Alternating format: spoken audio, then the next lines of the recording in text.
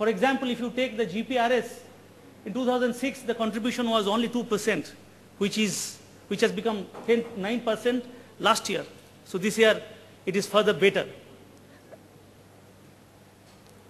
Now if you see the revenue breakup of that content, you see still entertainment is ruling the industry. Let us accept that. But the good part is that the other segment is also coming out, which is information and m-commerce. Although small, but still they are coming out. So there is a change of psyche in the industry. There is a change of psyche among the mind of the subscriber. We'll discuss in detail in future.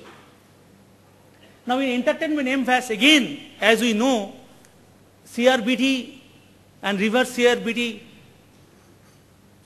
controls the majority of the market. And other things are there, but contest voting, they are also coming up.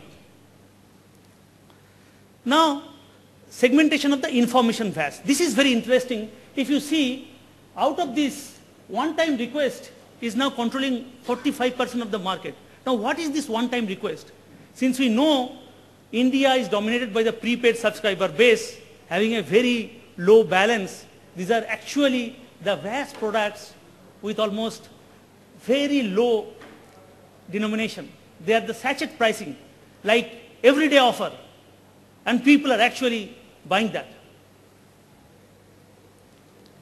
As you know, this is the 80-20 formula.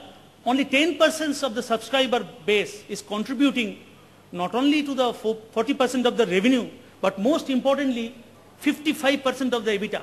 This is the reality. And the RPU holds at about 1,050 rupees. Sometimes it goes up to 2,550 rupees at the higher end. So there are people who are actually looking at VAS very seriously. Now what are the challenges?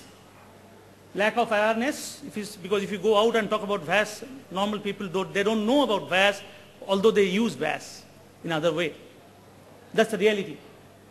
So we have to promote both in terms of ATL and BTL, low balance of the prepaid subscriber base, low revenue share, low entry barrier in the VAS ecosystem, so that almost every second day there is a new company. Although we encourage competition, but that becomes a supply challenge, basically. No government recognized body for the VAS providers, no IT concessions for the VAS providers. We are fighting for it, that if you need to encourage this industry, you need to do something as we have done for software industry 10-15 years back. And the other regulatory policies.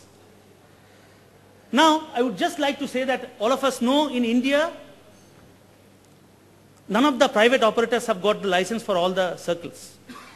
And this is very important. We'll see. When it was asked 2 years back that will 3G be a game changer, it was a survey made. 50% of the people didn't know actually whether to say yes or no. That's the reality. So we say, why 3G? Will 3G change the life of Indian population as mobile did 10 years back? Why do we need 3G after all? How much premium do I pay? Will it be friendly to me? How do I activate it? Because these are real questions. From supply perspective, people are also thinking, we are talking about customer awareness, ATL and BTL, but how much to promote? Because for every promotion there is a cost. And when the bottom line is under pressure, what to do? How to price? Because they have already paid huge money for license fee. Then which VAS products will be successful in the market? We don't know, but people are deeply thinking. Now let's compare Indian 3G, what is happening now with the abroad. And most of these countries, as you see, they are all 3G enabled. The average figure you see there in terms of MVAS revenue is just double than what we are clocking right now. And this is very interesting, which says that there is enough opportunity. Now compare India with the closest market, which is China. In China, after 2 years, you have about 10% penetration of 3G with all the efforts. And it is very much justified. Why, you will see. The research says again that in 2013, we will have 90 million subscribers under 3G. And not only that, they will contribute to about 46% of the overall top line. Very, very interesting study. Now, in the beginning I said that in 2G era, MVAS may not be a determining factor, but if you see this pyramid in terms of priority in setting the determining factor, you see bouquet of MVAS services will be playing a very important and differential role. They're the most critical factor in this pyramid. Now, let's talk about from the demand perspective. Now, who could be your ideal customer? Now I have started a little bit about consumer psychographics. Obviously, the number 2 quotient, number 3 are the ideal people. They are already using it. But what will happen with the maturity of the system? People will move from quadrant 3 to quadrant 2. Now again, we think from the supply perspective. What people want? Initially, subscribers will be choosing brand A and brand C. But with the maturity, again, subscribers will shift. Some subscriber will shift from quadrant 1 to quadrant 2 because they'll be able to pay more. Why they'll be able to pay more? Because the network will be better and they'll be having a much better experience. Although you will always have this quadrant number 4 for a certain state of the subscriber. Now you see, this is a very interesting slide that this talks about the value judgment. What you perceive vis-a-vis what is practical, what is reality. In this slide, we are saying that today we are at this position. So most of the services or products are there in quadrant number 1 and 4. But what will happen when the system matures, that you will have a huge shift to quadrant number 2 and quadrant number 3.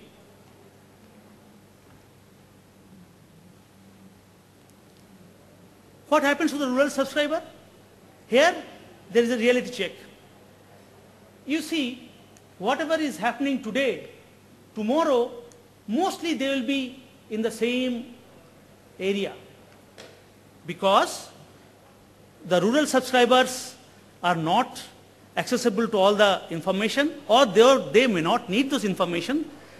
They may not be having the requirement for 3G to start with, I'm talking about. They may not be able to afford the handset, and so many other factors are there. So the shift will be very, very gradual. Although, very interestingly, if you see the info is there in quadrant number 2, but in this place, but there is a shift within the quadrant of info services. That means, although the movement is slow, but they will be able to understand the practical value of info services. Now 3G VAS is the outcome of all of you know is 3G handset, 3G network, the package plan you select, the content, and the VAS platform. So we need a perfect synchronization of all these factors for ultimate customer experience. If it is not there, then it is not possible.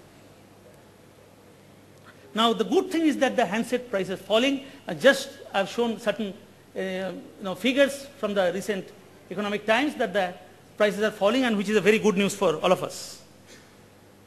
Now this shows that apart from basic handset, people are also choosing, especially the urban subscribers, the feature rich and the smartphones.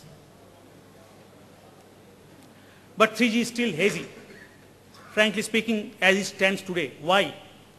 It is hazy because 3G infrastructure as on today is not IP ready for certain operators.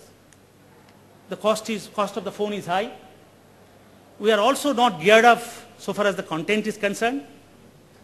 And of course, interoperability is a very, very important factor because you have got only 13 licenses for most of the private players. Now when I'm saying it should be IP ready, what is happening now, you have only 100 to 150 cities coverage. in-depth coverage is only for 25 cities. That should go up to 150 cities. Otherwise, it is not possible. Now, as you know, for 3G, we require node B. And the cell site of each node B is much smaller than the 2G. So you require more number of these node Bs. It's a gigantic task people are doing, but it takes time. Backhaul network should be IP ready.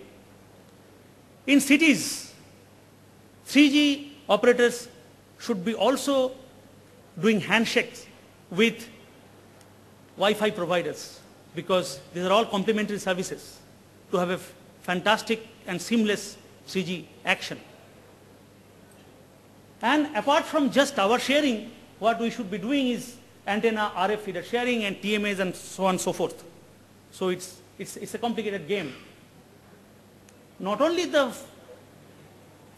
handset price should go down, some kind of bundling of data services should also happen, and it is already happening.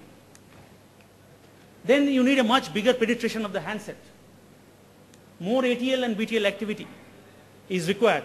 And mostly what I feel that when somebody walks into a store to understand about 3G, there should be some kind of a solid BTL activity where the people should be able to show how the 3G is activated and how the 3G is used, what are the services in hand. And once that is happened, I think the future is very, very sure. Now you have very restricted mobility now, so you should have full-fledged 3G interoperator call, and also you should have seamless roaming. These two things must happen, and the process has started. It will take some time. Contents, of course, need to be 3G ready. Lot of important apps should